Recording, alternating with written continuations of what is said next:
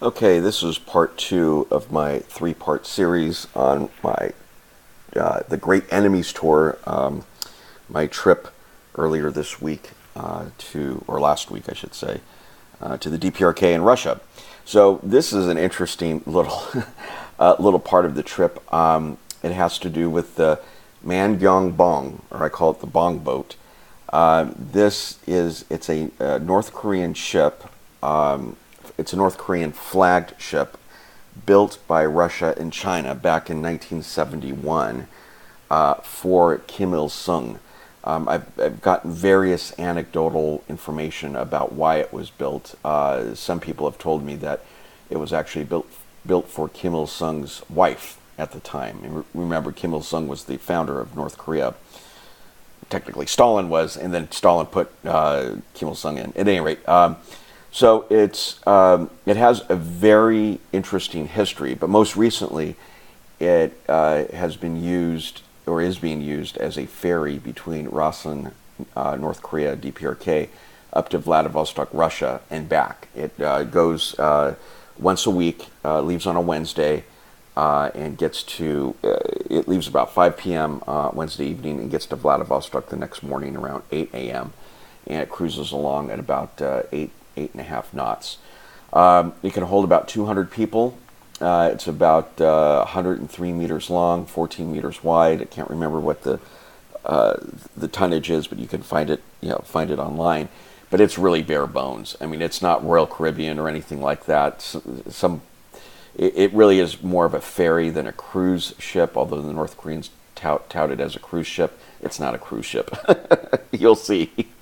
It's basically a rust bucket, but nonetheless, it has a very, very interesting history to it.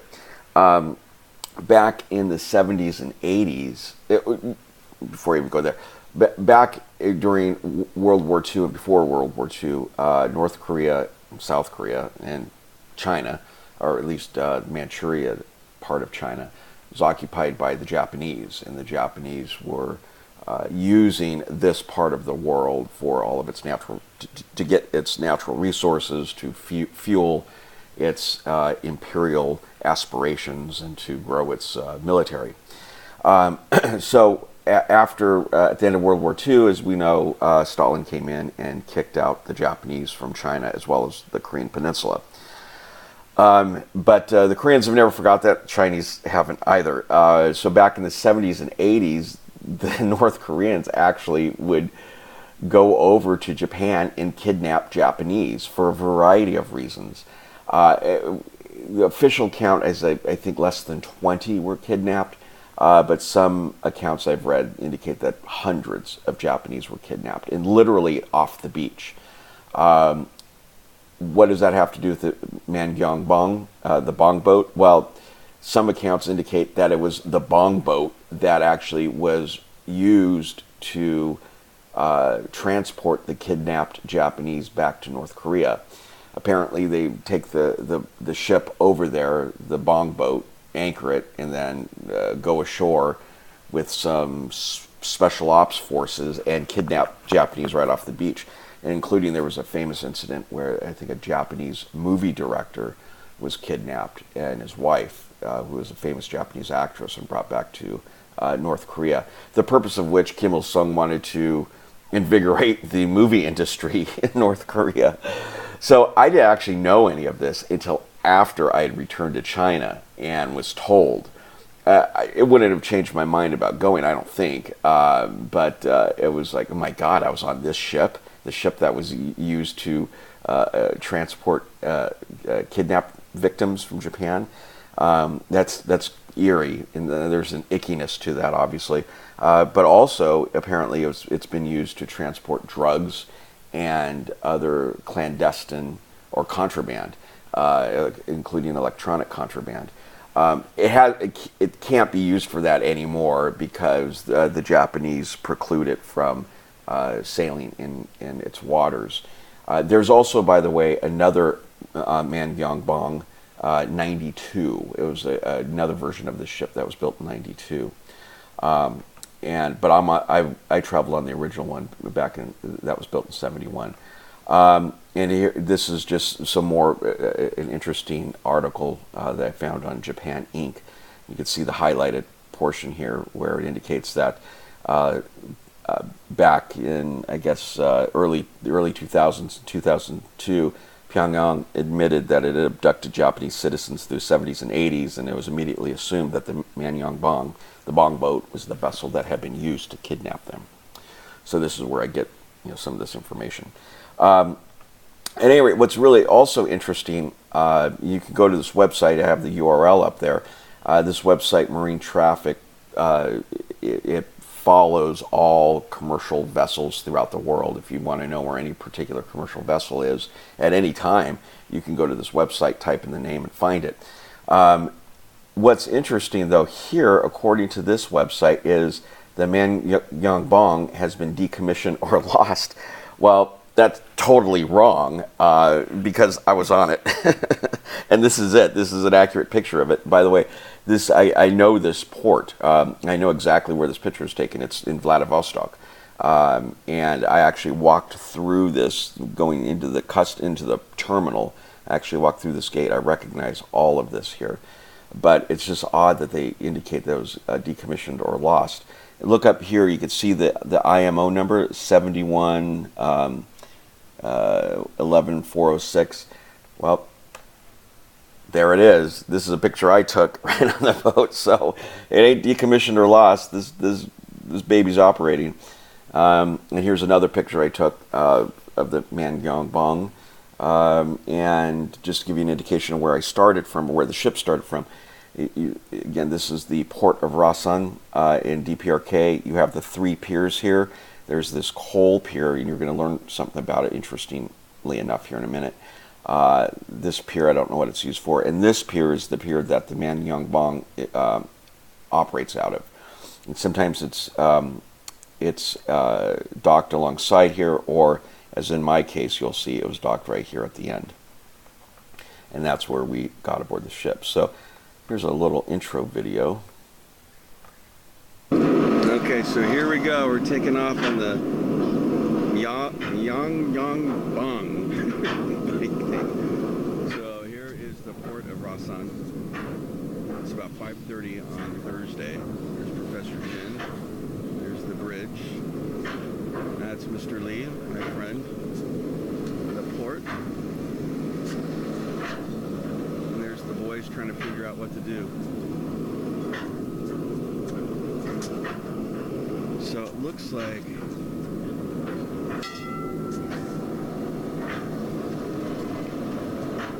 he's bringing up the anchor. That's weird. They're anchored also. That doesn't make sense to me. But okay. Now we're at a standstill. Okay, so this next video here is interesting. They brought a bunch of Chinese tourists to watch us take off. Zaijian! Zaijian!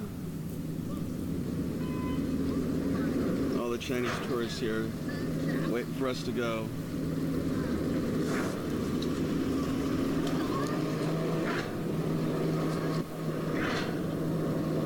He's pulling up something else there. There's my little friend.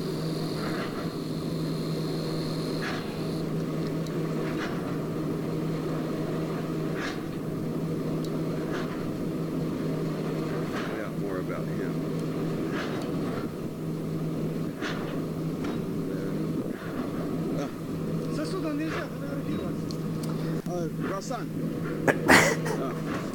So right there at the end, one of the North Korean shipmates saw me photographing or videotaping that derelict military ship, which was not the brightest thing to do. But anyway, I couldn't help it since I could see it. And he started yelling at me. So I tried to play stupid. Oh, I'm just videotaping the city and all this stuff. So at any rate, I obviously didn't get arrested and everything was cool.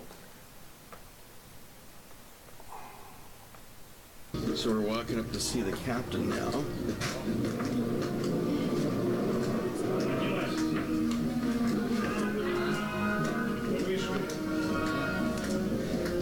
Captain Vladimir up here.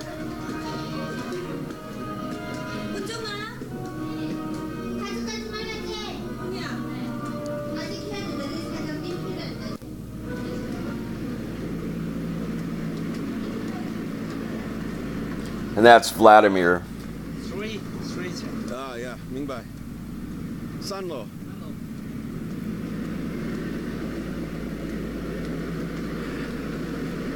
So this will be my lifeboat. I don't want to use the Titanic one here with the rickety ladder.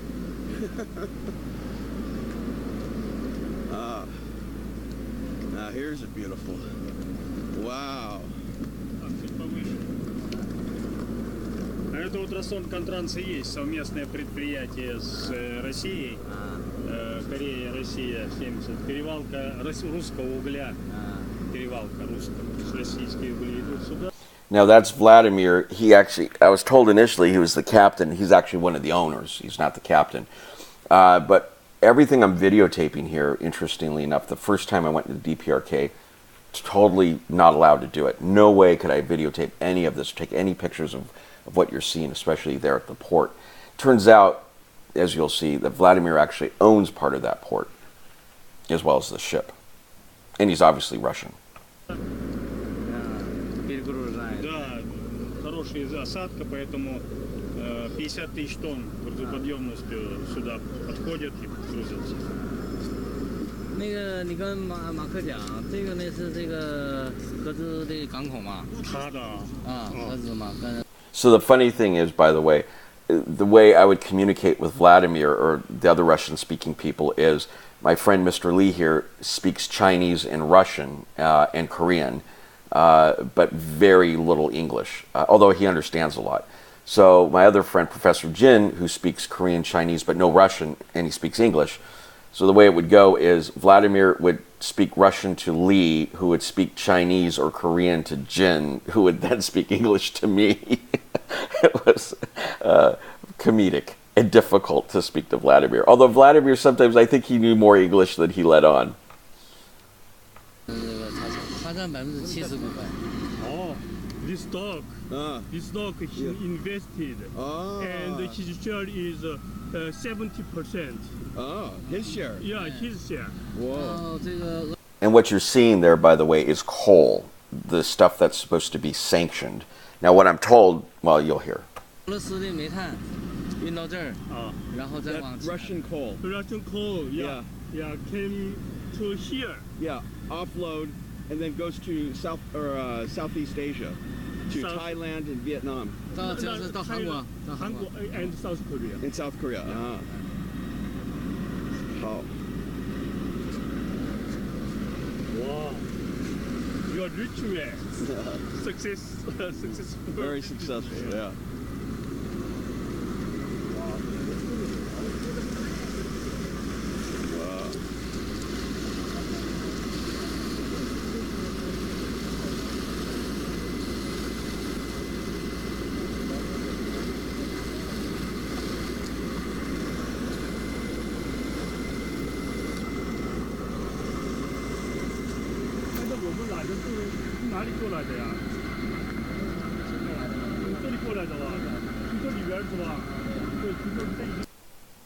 So now we're getting underway finally.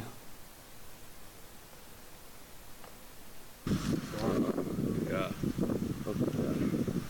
So we're here up on the bridge, and the owner is letting me hang out. Beautiful. Very cool.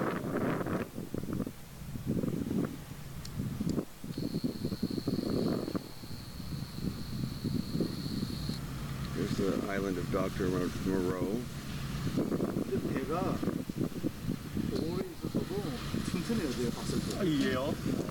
And this is Professor Jin. Hi. And Jasser Hi. from Uzbekistan. Russian now. No, he's Russian, yeah. So Jasser, by the way, was the only other passenger. There was a total of 4 passengers. I have no idea what goods or what was in the hold, what they were transporting. But obviously, the way this Vladimir's making money off this ship is through the transportation of cargo and not passengers.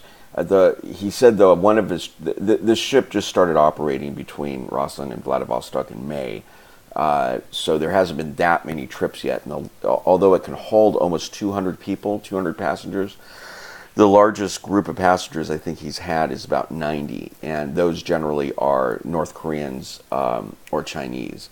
I was the 7th American to be on this ship, which surprised me. I thought I was going to be the first, but I was the first non-Korean American. There are a number of Korean Americans that live in North Korea. They are naturalized citizens. They born in South Korea, go to the U.S., become naturalized citizens, and then move back to North Korea for a variety of reasons.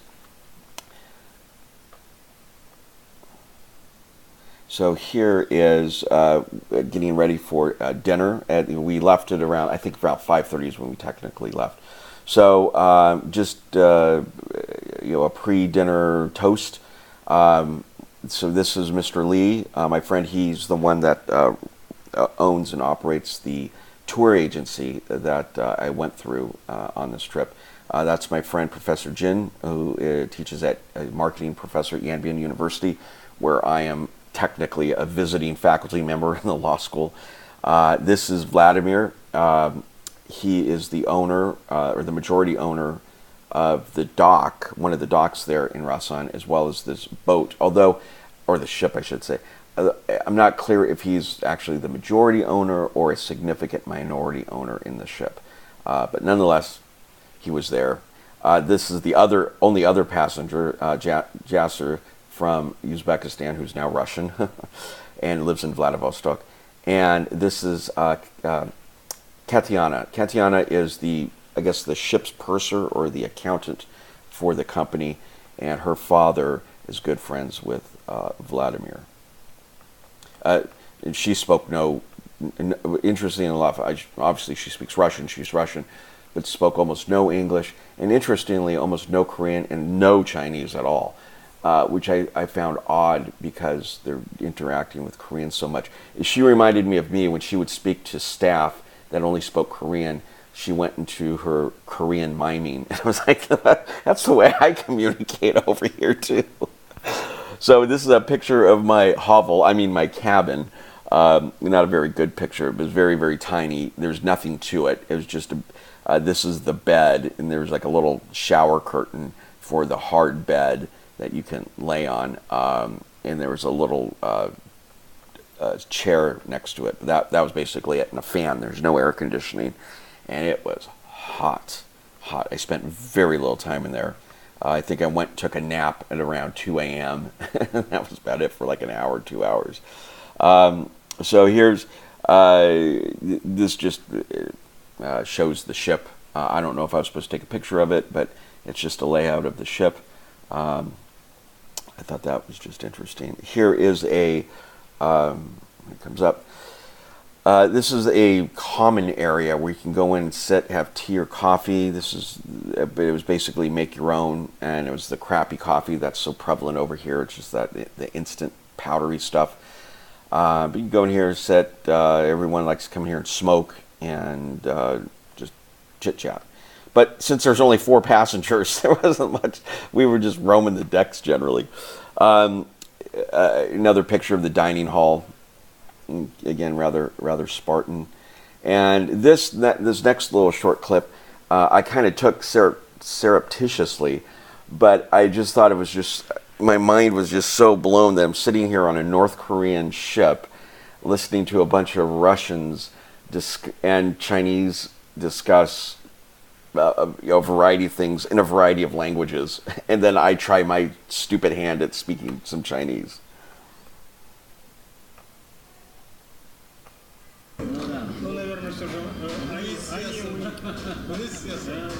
Кстати, сражение, как на Сомном ехать, с правой стороны вот строится пивзавод и доширак. Вот и китайцы тут построят, да? Чешское производство. Что-то будет такое. Чешское. Да, пивзавод, и рядом там доширак какой, ну не доширак их, в общем, вот что-то бой такой, да? Пока строится. Это мой друг. Китаец, китаец. Minsk PGO Vladivostok. 有一款那个波罗的海的那个酒，跟这个酒的味道一样。乌拉吉波斯道是吧？对对对，我们到乌拉吉波斯道。The taste is the same. Same. What is the name? Name. Minsk. 波罗的海。什么？波罗的海。波罗的海。波罗的海。波罗的海。Балтик. Балтик number 7. Oh. Это Петербург, да, по-моему? Да. Yeah. So anyway, that's that. So we had a nice dinner. Stayed up pretty late.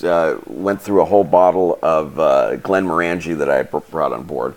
Everyone went to bed. This is the next morning. That's I think maybe 4 or 5 a.m. I got up super early and needed some water, and you'll see. I'm sensing coffee. This is the kitchen, part of it.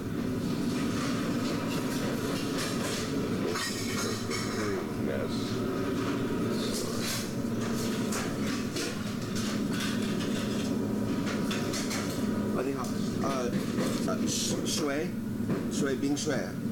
Coffee.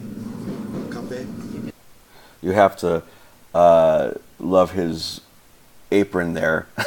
Very interesting. I can't really make out what it says, but my pleasure, I think, is what it says. I actually got in trouble for taking this. They figured out that I was videotaping, and they came later and asked me to look at my camera. I had my camera investigated so many times, it just was always scaring the hell out of me. Anyway, they wanted to delete the video I was taking, but they couldn't find it. And I played stupid because I knew what they were looking for. They were asking me well, where's the video? Where's the video? Because they could only see the initial clip of the video, which just looked like a bad picture. And I just, I just said, I'm sorry, I don't speak Chinese. I don't understand.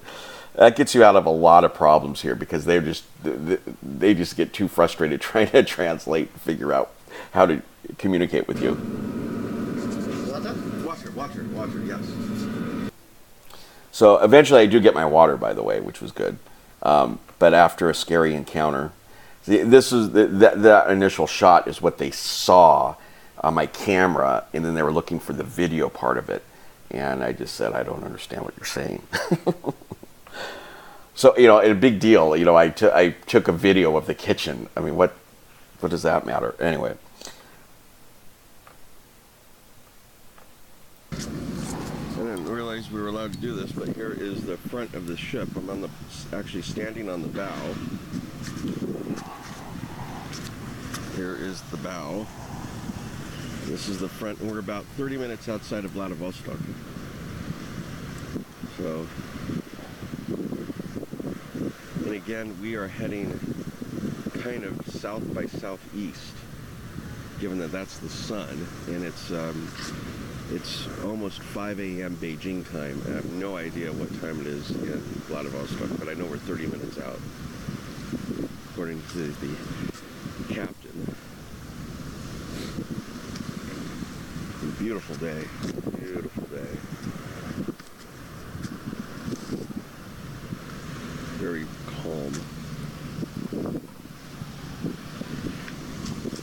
And interesting, we only have the small radars going, not the big one, but then again, we're not really far out to sea. Probably no more than a couple of miles from land at any given time. There are the boys getting ready. It looks like that's how we're going to get off the ship, or maybe that isn't how we're going to get off the ship, as I would come to find out. We're going to have a pilot get on. That's sometimes what they do with big ships, is they'll have a local pilot hop on the ship. So that's what we might be getting ready. And I think that's what it was. They had a pilot come on board, but I missed it.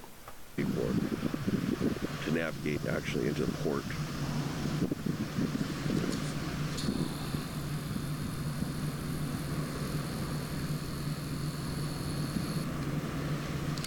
Good morning, Vladivostok. Okay, so now we're getting closer to the port. This is actually entering Vladivostok port now, or I think it's a combination of 3 ports. And it was overcast but very warm nonetheless. Some of my pictures didn't come out, but this is when we're getting very close to the port. This building really caught my eye, and the picture doesn't do it justice. It really stands out, the architecture and whatnot. As it turns out, what I found out when I was in Vladivostok, and I'll go through this more in my next series, my next video, is that this was a Hyatt hotel that started construction like 8 years ago and never finished. And there are a number of hotels and other properties, commercial properties, that had started construction. Apparently there was a boom like 8 years ago, and then just money in the region dried up, I think partially because of U.S. sanctions. But there's almost no construction going on now. There's a lot of dead buildings, which was very odd and kind of adds to the depression of the area. And you can see a little military ship here on the left, and here's a better shot of it, which I was surprised I was allowed to take pictures. Nobody said anything about any restrictions. I could take pictures of anything. So that was pretty cool looking. There was 3 of them actually, and then a hospital ship. So this tug just showed up.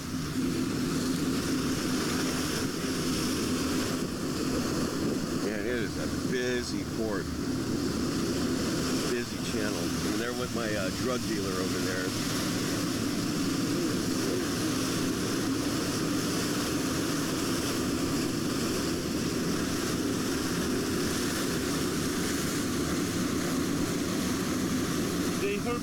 Yeah. No, I don't think he's the pilot. No.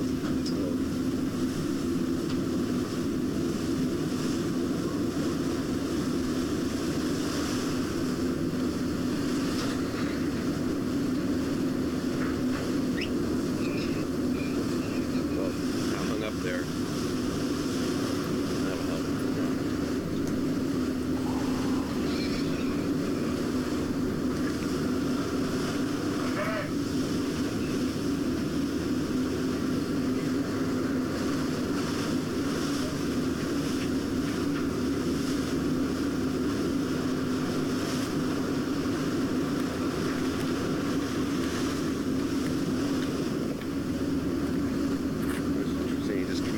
With a glance.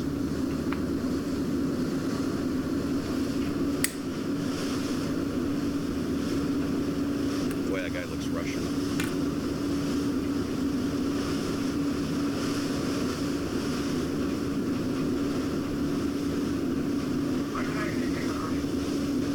So, we're using this because this ship probably, I'm almost certain, does not have bow thrusters.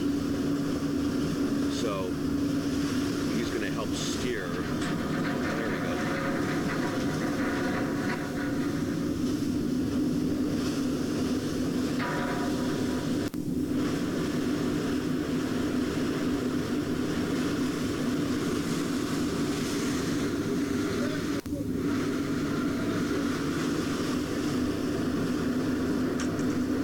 So the papers. Okay. Those were for customs. Customs forms. They have already our name. Yeah. Right? Yeah. Through the internet. Through internet, yeah. That is called the manifest. The manifest, yes. The manifest. Yes. That is manifest. Yep. And so we're going to end up docking. Actually, this is a South Korean ship here. That's the main hull, I guess, on the other side here. But anyway, this is a South Korean ship, and we're going to dock stern first, ass in over here. So we ended up needing 2 tugs to help us in. And here's a better picture. This is that South Korean ship. And you can see the bow here, and this is the port, the main terminal. There's a better picture of that South Korean ship, which was very ironic, coming in right next to a South Korean ship.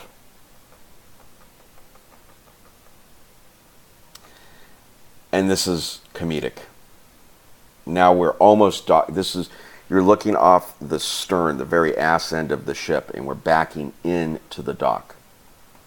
And this has taken us about an hour of maneuvering with 2 tugs. Almost there. Okay.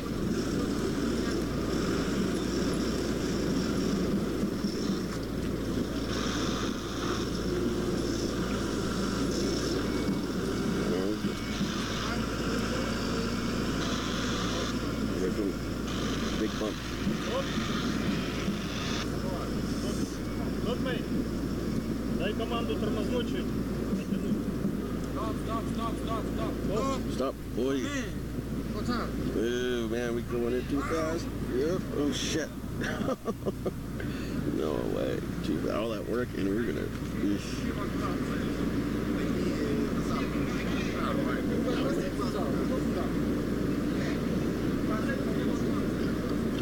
Yeah, I don't know, buddy. I don't control anything.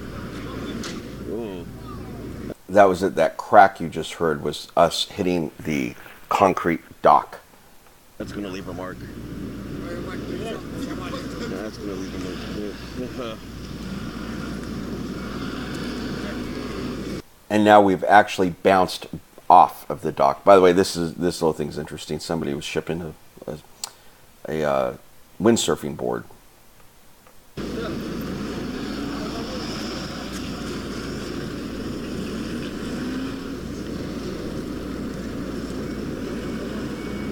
You could start to see how we're slowly moving back out. That's because we literally bounced off the dock. Yeah. Good. Good. Too fast.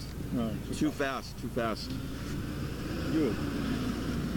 Yeah. NK. NK. SK. SK.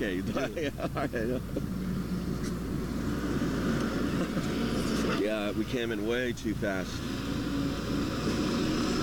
Yeah, I'm saying this to Jasser. He has no idea what I'm saying, but that's okay. Oh, that's, yeah. Oof.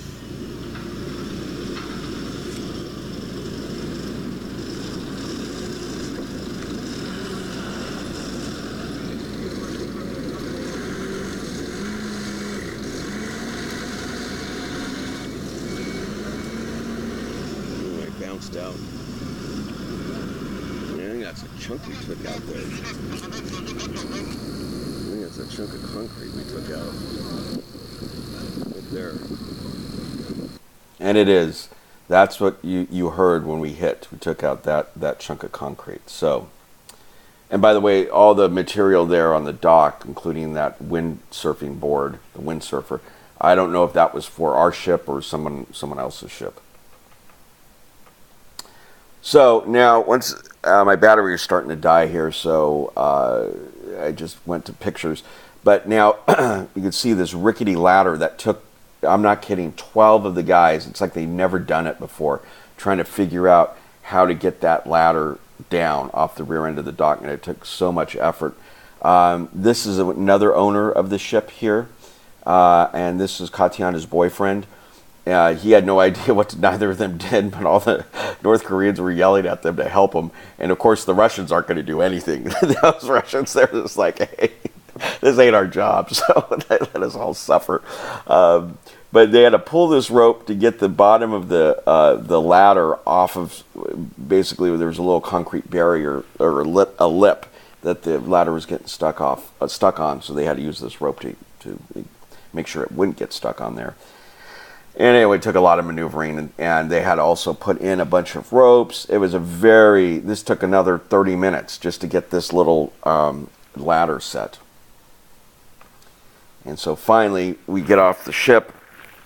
That's steeper than it looks and very rickety. I had a fishing pole, a suitcase, and a backpack, and I ended up there's no way I could carry all that stuff safely down there with these rope handles here, so I just threw my fishing pole down on the dock, almost hit somebody.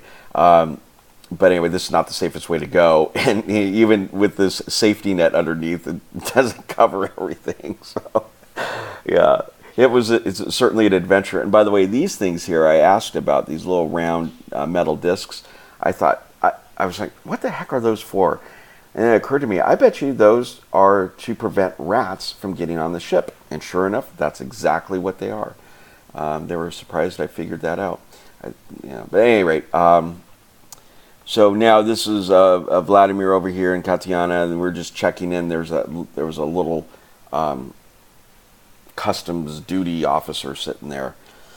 And by the way, this here, you can see that's the chunk that was taken out of the ship when we hit right there. And here is my parting shot of the Man Gyong Bong as we head into Russian immigration now. You turn around, you walk into that terminal. You saw a picture of that earlier, and interesting story there. Obviously, I wasn't going to take any pictures, or not allowed to take any pictures inside the Customs and Immigration Office. But once I got in there, there wasn't many people in line. Luckily, one of the Russian officials there spoke English, and she took me into once she saw me standing in line to go through customs, somebody called her on the radio, and then she said I had to go in a back room, and I'm thinking, oh God, here it goes. I just got out of DPRK. You're talking about going from the frying pan and into the fire. So I had to go into a back room by myself with her, and there was another customs official there. And this guy, I don't know, about mid-30s, and wanted to know, first of all, he was very shocked that I just come from the DPRK. He was like, you know that America and DPRK are like at war. Why did you go? And I told him the flat out truth. The same thing I tell you. I said, look, it's not what you think. It is, at least that part of the DPRK I was in is not this big where everybody wants to kill Americans, and it's, decrepit and wholly militaristic and blah, blah, blah, blah, blah. I said, I actually went fishing. Here's my fishing pole. He's like, what? You can go fishing in the DPRK? I said, yes.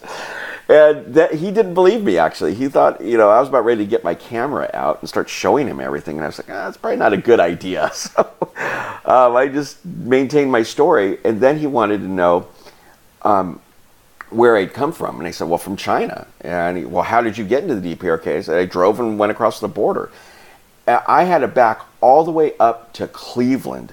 He wanted to know not only how I got into the DPRK, but how I got into China and where I flew in from in the United States and where I was from, the whole 9 yards. It was very interesting. And he was just very fluxumed for a bit and was getting more and more concerned until, I don't know how it happened, but I figured out that he could speak a little Chinese, and we started speaking Chinese to each other, which really impressed the Russian translator, who only spoke Russian and English. And she's like, well, you guys don't need me anymore. We're sitting here speaking Chinese to each other. And we spoke about the same level of Chinese, which is like Chinese of a 5-year-old, but it completely deflated the situation. And right after I started speaking Chinese to him for like a minute, and we started laughing, he's like, okay, fine, you can go. And she was very shocked.